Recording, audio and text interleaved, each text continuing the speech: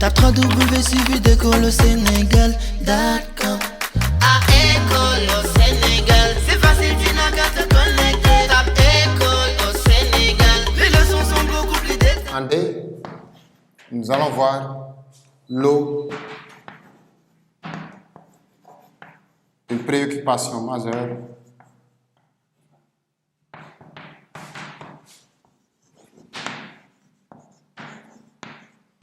pour l'humanité. Alors, cela veut dire que ici, l'eau est une préoccupation majeure pour l'humanité parce que la manière dont on exploite les ressources en eau est également inquiétante. Car ici, l'eau est presque présente dans toute la chaîne de la vie quotidienne, de la consommation directe à l'utilisation agricole et à l'utilisation industrielle.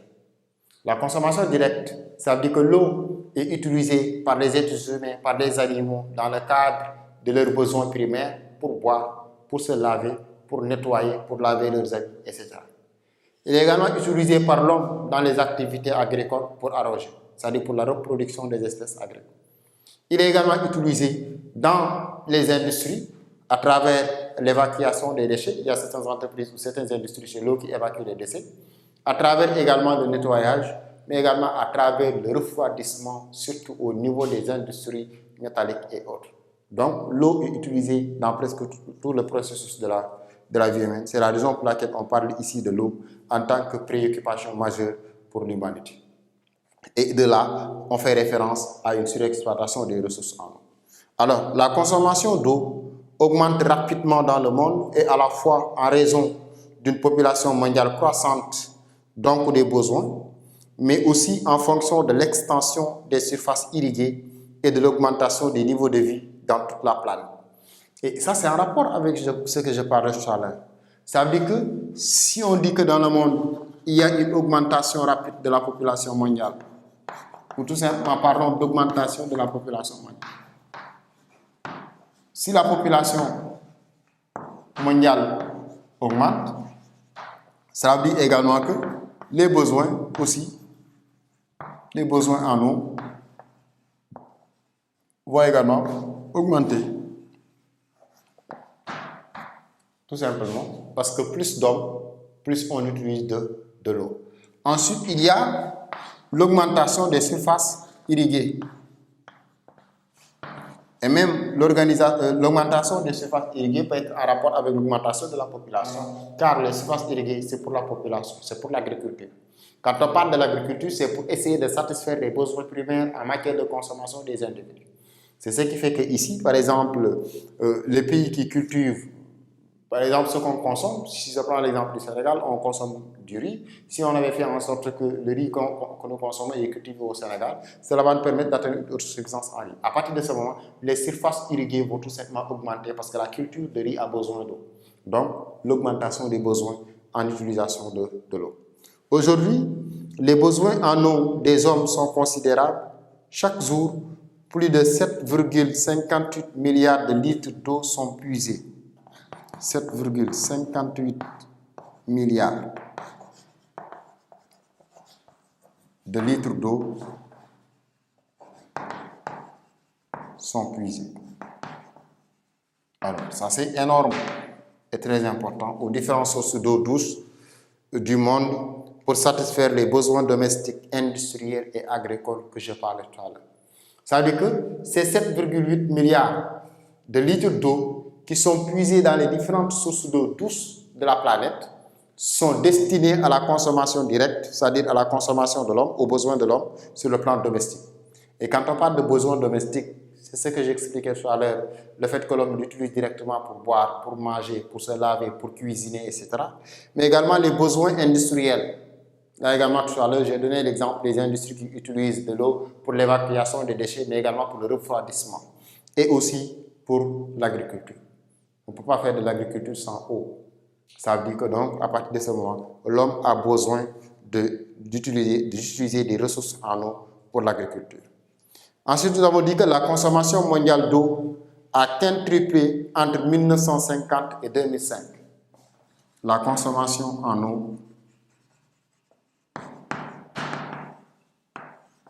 est multipliée par 5. Ça veut dire que l'humanité consomme 5 fois plus de l'eau qu'elle ne consommait en 1950. Et aujourd'hui, par exemple, en 2020, on peut dire que l'humanité continue à consommer encore et encore, ce qui va permettre de parler d'épuisement ou de risque d'épuisement des sources d'eau douce. Et c'est la raison pour laquelle aujourd'hui, l'eau est commercialisée au niveau des bourses de valeur. Et c'est ce qui fait qu'il y a beaucoup d'entreprises qui évoluent dans le cadre de l'exploitation et de la distribution de l'eau, par exemple au Sénégal. Donc nous avons des sources d'eau, mais les sources d'eau que nous avons sont exploitées par des entreprises et distribuées au niveau des maisons, au niveau des entreprises, mais également au niveau des champs. Donc ce sont ces sources-là qui sont puisées chaque jour en quantité très énorme qui permet de vivre. L'augmentation de la consommation attise les concurrences entre agriculteurs, gros consommateurs, citadins, industriels et touristes, grands gaspilleurs d'eau. Ça veut dire qu'ici, la consommation de l'eau attise la concurrence. Ça veut dire que cela va soulever des concurrences entre ceux qui utilisent l'eau. Et parmi ceux qui utilisent l'eau, il y a d'abord les agriculteurs, sont qualifiés comme étant de gros consommateurs d'eau. On ne peut pas faire, comme je l'ai dit tout à l'heure, on ne peut pas faire d'agriculture sans eau. C'est la raison pour laquelle si nous faisons de l'agriculture, on a besoin de quantités très importantes en eau pour pouvoir arroser nos champs. Donc ces agriculteurs sont considérés comme étant les grands consommateurs d'eau. Ensuite, les citadins, dont leur utilisation, on parle de consommation domestique ici. Et les industriels, également j'en ai parlé tout à l'heure. Et l'autre élément, c'est les touristes. Par les touristes, on dit que ce sont les grands gaspilleurs d'eau. Ça veut dire qu'ils utilisent certes de l'eau, mais leur utilisation qu'on qualifie de gaspillage. Alors ces multiples usages d'eau en font une denrée très convoitée. C'est la raison pour laquelle, face à tout ce que nous avons parlé sur l'utilisation de l'eau à travers le monde, l'eau est devenue une denrée très convoitée, c'est-à-dire une denrée que tout le monde a besoin. Tout le monde veut avoir de l'eau, accès à l'eau. C'est la raison pour laquelle parfois on parle de projets d'accès à l'eau. Alors, les conséquences de cette surconsommation sont nombreuses. Donc ici, en matière d'eau, on parle d'une surconsommation. Les conséquences de la surconsommation sont nombreuses car il y a des tensions autour de l'eau. Des tensions autour de l'eau. Exemple, Israël et ses voisins. Parce que l'eau est une ressource très convoitée.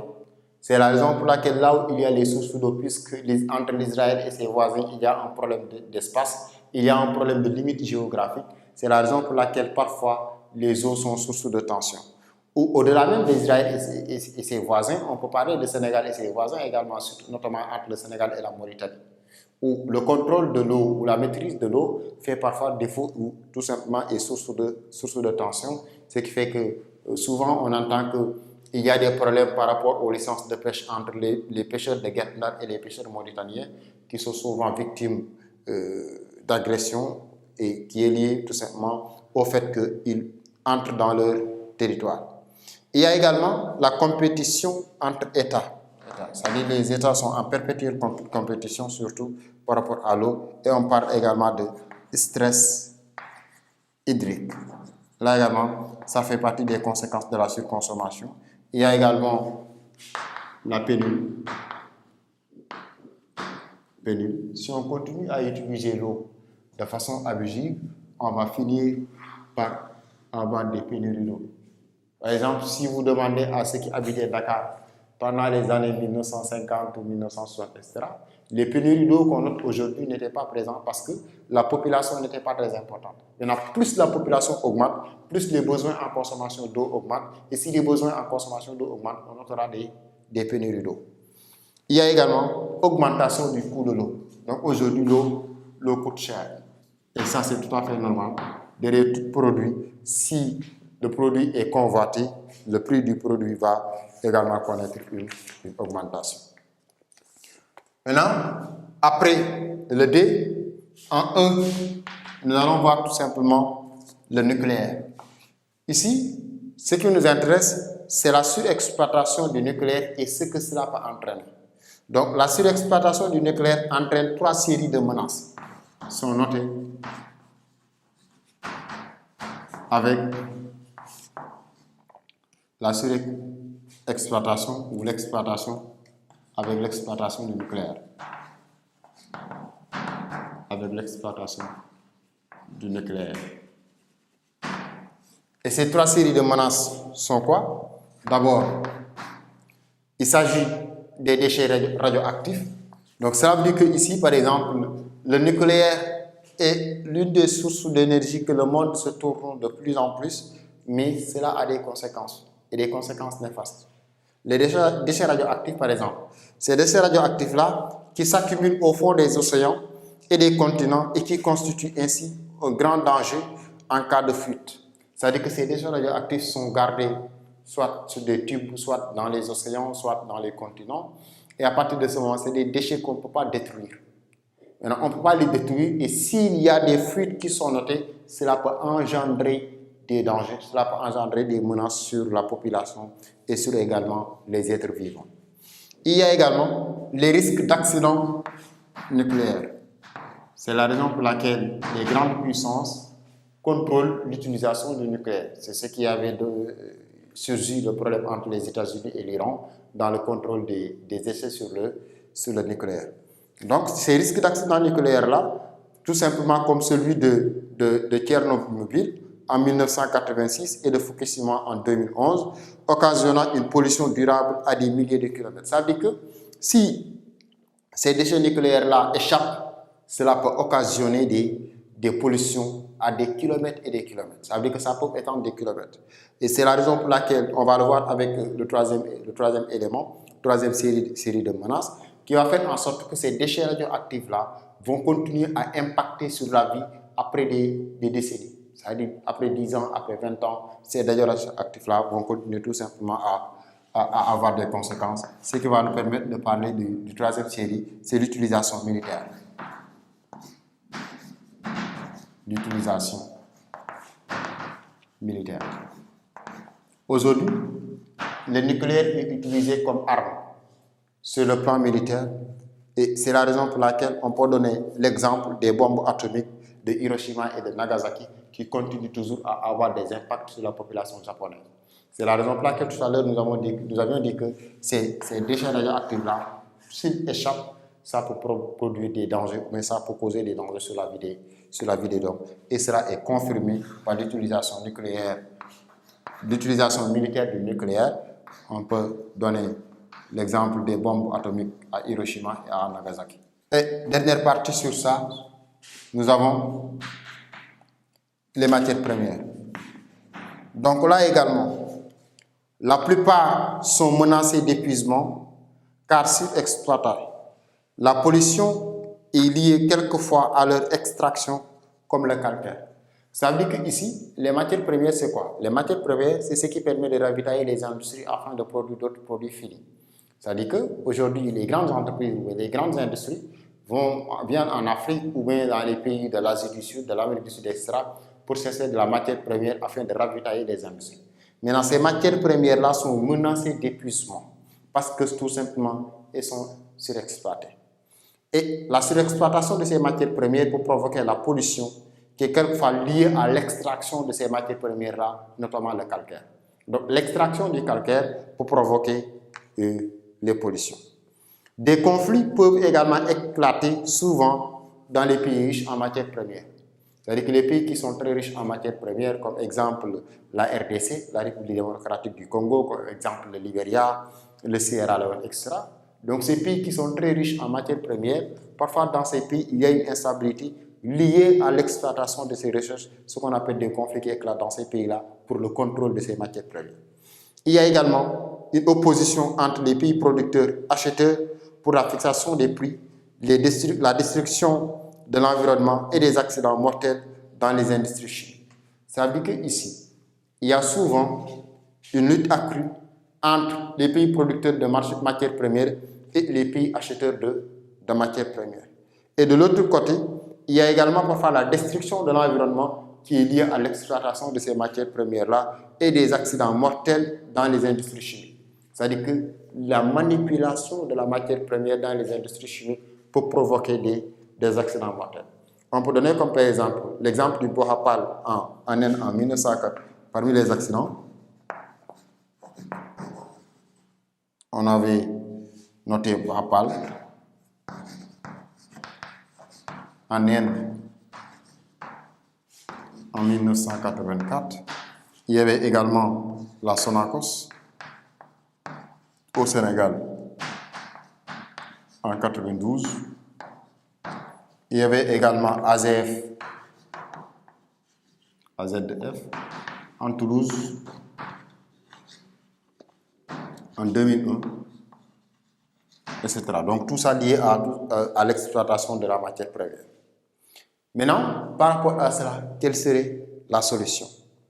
La solution se trouve dans le recyclage des matières premières, comme par exemple les ferrailles. Donc, partout au Sénégal, vous voyez les gens qui sont en train d'acheter les ferrailles parce que les matières premières, le fer en tant que matière première, est en train d'épuiser, en train de disparaître. Donc ce qu'il faut faire, c'est de récupérer le fer qui était déjà utilisé et de le réutiliser, ce qu'on appelle le recyclage du ferraille.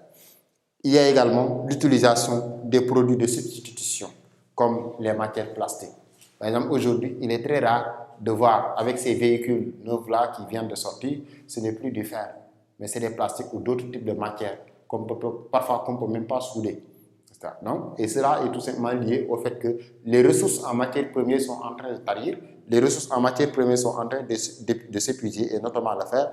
C'est la raison pour laquelle, dans la construction automobile, on a tendance à voir que ces produits-là sont en train de disparaître. Tape www.suividecolosénégal.com. À École au Sénégal.